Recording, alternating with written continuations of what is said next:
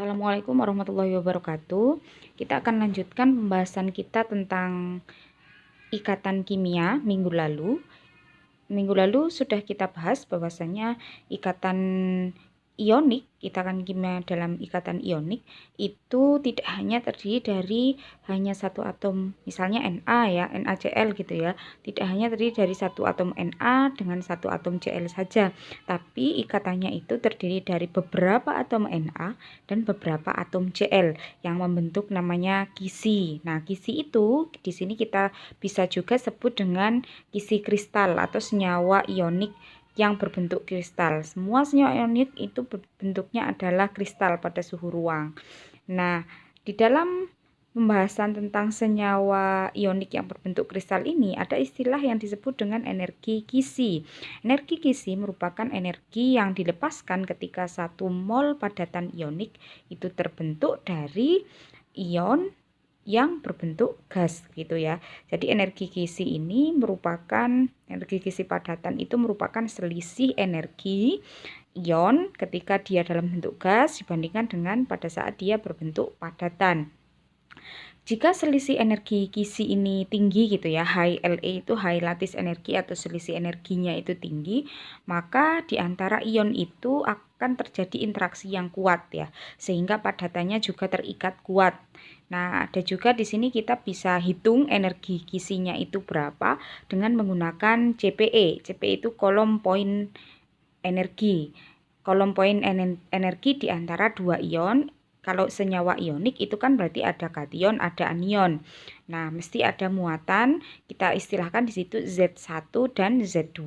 Bagaimana menghitungnya? Gini ya. Jadi CPE itu kolom poin energi kolomnya 1 2 itu antara ion 1 dengan ion yang kedua gitu ya. Antara kation dengan anionnya. Jadi di situ ada rumusnya Z1E, Z-nya itu adalah muatan kation. Terus kemudian E-nya adalah muatan elektronnya, nilainya sama 1,60210 kali 10 pangkat minus 19 kolom. Kemudian Z2-nya adalah muatan anionnya, E-nya sama, muatan elektronnya tadi. Terus kemudian per 4 pi epsilon 0 R12. 4 di situ konstanta ya, 4, pi-nya 3,14159, epsilon 0-nya 8,854185 kali 10 pangkat minus 12 C kuadrat C-1 M-1. Kemudian R12 ini adalah jari-jari ion dari satu atom dengan atom yang lainnya gitu ya. Jadi ditambahkan ion yang pertama jari-jari ionnya berapa, kemudian ion yang kedua jari-jari ionnya berapa. Kalau kita gabungkan rumus itu, jadi CPE kolom poin energinya itu sama dengan Z1 kali Z2 dikalikan E kuadrat per 4pi epsilon 0 R12. Jadi ini adalah common equation atau persamaan umum untuk menghitung energi kisi.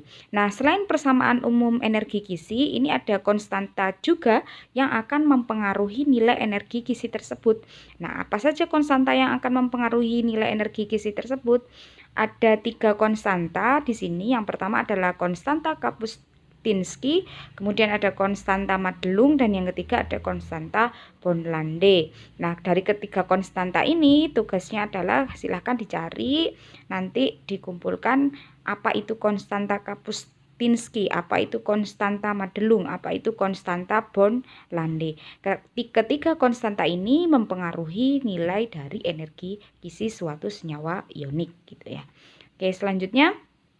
Nah, ini silahkan dikerjakan ya. Ini menghitung CPE atau energi kolom dari kristal NaCl yang memiliki R-nya 2,814 kali 10 pangkat minus 10 M. Sedangkan yang kedua itu menghitung energi kolom dari kristal NaO2 yang punya R 2,5 nanometer. Nah, nanti ini silahkan dikerjakan ya, CPE-nya berapa gitu dengan menggunakan rumus CPE yang common tadi, yang di awal tadi ya. Oke, selanjutnya, nah tadi sudah menghitung energi kisi menggunakan CPE. Nah, sekarang energi kisi itu juga bisa dihitung menggunakan cara lainnya, itu dengan siklus Born-Haber. Mungkin ada yang sudah pernah tahu ya siklus Bonn-Haber itu bagaimana. Di sini contohnya adalah siklus Bonn-Haber dari senyawa ionik LiF. Jadi ada step 1, step 2, step 3 dan seterusnya. Di situ bisa kita lihat step 1. Step 1 itu adalah sublimasi atau penguapan. Di situ Li-nya awalnya fasanya padatan S ya, LiS menjadi Lig, menjadi Li gas ya, berarti sublimasi. Delta H-nya 155,2 yang di sebelah kanan di tabel itu. Terus kemudian step 2-nya itu adalah Lig menjadi Li+, berarti di situ ionisasi Li ya. Step 2-nya adalah ionisasi Li, energinya delta H-nya 520. Step ketiganya itu adalah F2, di situ F2 menjadi F ya, setengah, berarti pemisahan dari F2 menjadi F, disosiasi pemisahan. Disosiasi F2 delta H-nya 150,6 itu step 3. Step 4-nya dari F gas itu menjadi F-. Nah, itu adalah gain of electron F ya, atau asosiasi. Jadi di situ dari F menjadi F- itu energinya minus 328. Dan yang terakhir step 4 di situ ya. Step 4 itu digabung. Step 4 itu step 4 itu tadi asosiasi ya, gain of electron F. Kemudian step 5 itu adalah delta H latnya, itu adalah energi kisinya berapa. Jadi ketika membentuk suatu senyawa ionik itu ada beberapa step tahapan ya. Tahapannya yang pertama adalah sublimasi atau penguapan dari logamnya menjadi dari padatan menjadi gas. Yang kedua adalah ionisasi dari gas tadi menjadi ion, kation ya. Kemudian selanjutnya pemisahan dari F2 menjadi F ya, itu disosiasi F2. Kemudian dari F menjadi F- itu gain of electron atau asosiasi tadi. Yang terakhir adalah energi kisinya berapa begitu. Untuk itu keseluruhan siklus Bonn-Haber. Jadi delta HF, delta H pembentukan senyawa ionik LiF itu ada delta H sublimasi, ada ionisasi, ada disosiasi, asosiasi, dan U di situ adalah energi kisi. Nah, di sini yang belum diketahui adalah energi kisinya, U-nya. Sedangkan delta H pembentukannya sudah diketahui. Delta H pembentukan LiF di situ adalah minus 594,1.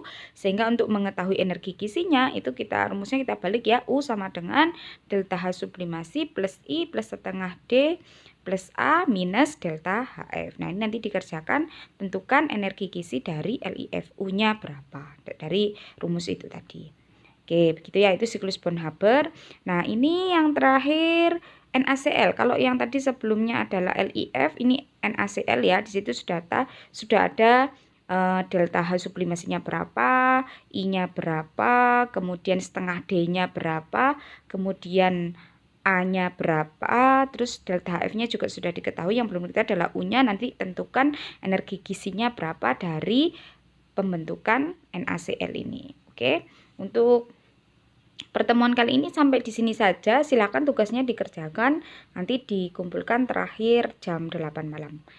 Saya akhiri pertemuan hari ini. Wassalamualaikum warahmatullahi wabarakatuh.